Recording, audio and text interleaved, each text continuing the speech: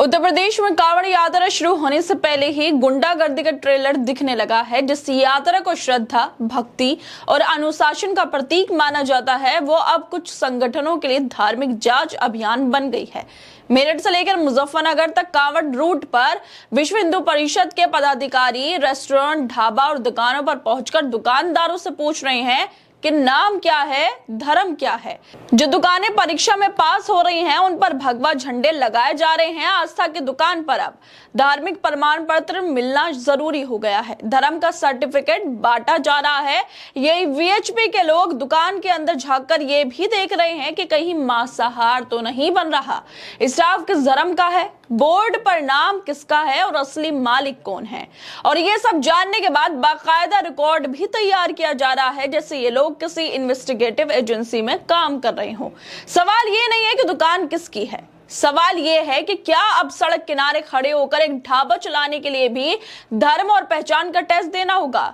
QR code scan किया जाएगा ताकि धर्म का पता चल सके। कांवड़ यात्रा में पहले जहां भक्त जल चढ़ाने जाते थे, अब कुछ लोग जांच करने निकल रहे हैं। अभी हाल ही में हरिद्वार से एक हैरान करने वाला, अफसोस करने वाला मामला सामने आया था, जहां एक टेम्पो चालक की सिर्फ इतनी गलती थी कि उसकी गाड़ी गलती से कांवड़ से टकरा गई। इसके बाद उसे भीड़ ने पीट पीट कर अधमरा कर दिया, इतना मारा कि वो हॉस्पिटल पहुंच गया।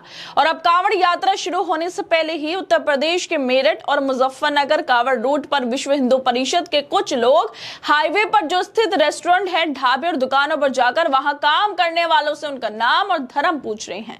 दुकानों पर भगवा झंडे भी लगाए जा रहे हैं और क्यूआर कोड स्कैन कर यह भी जांचा जा रहा है कि कहीं दुकान हिंदू नाम की तो नहीं है और दूसरे धर्म का व्यक्ति उसे इस्तेमाल कर रहा है, या फिर दुकान किसी और धर्म की है लेकिन जो उसका बोर्ड है वो किसी हिंदू के नाम पर लगाया जा रहा है। और जिस तरह से स्कैन करने वाला क्यूआर कोड स्कैन करके नाम देखने वाली ये वीडियो वायरल हो रही है, उसको लेकर रिटायर्ड विंग कमांडर अनुमा आचार्य भी ट्वीट कर रही हैं। वो लिखती हैं कि ये पहलगाम के हत्यारे आतंकियों जैसा बनने से पहले वाली कड़ी है। मतलब इतनी गंभीर बात उन्होंने इन लोगों के लिए बोल दी है जो जाकर धर्म पूछ रहे हैं, नाम पूछ रहे हैं। आखिरकार इन लोगों को किसने इतना अधिकार दिया है? ये लोग सिविक संगठन है, कोई प्रशासनिक अधिकारी नहीं है। क्यों इन लोगों को गुंडागर्दी करने की छूट दी गई है? उत्तर प्रदेश में पिछले साल भी कांवड़ यात्रा के दौरान कई घटनाएं ऐसी ही हुई थी, जहां पुलिस तक को नहीं बख्शा गया। कई जगह पर पुलिसकर्मियों से मारपीट हुई, गाड़ियों में तोड़फोड़ की गई थी और रास्ते में आम जनता को परेशान किया गया। इस बार भी कांवड़ की शुरुआत ऐसे ही संकेत दे रही है। सरकार की तरफ से यह जरूर कहा गया है कि दुकानदार अपने नाम की नेम प्लेट लगाए ताकि पहचान साफ हो सके। लेकिन सवाल यह है, क्या अगर कोई अपने नाम से काम कर भी रहा है तो उसका धर्म पूछकर डराने धमकाने का अधिकार किसे है? क्या ये लोग कानून से ऊपर हैं?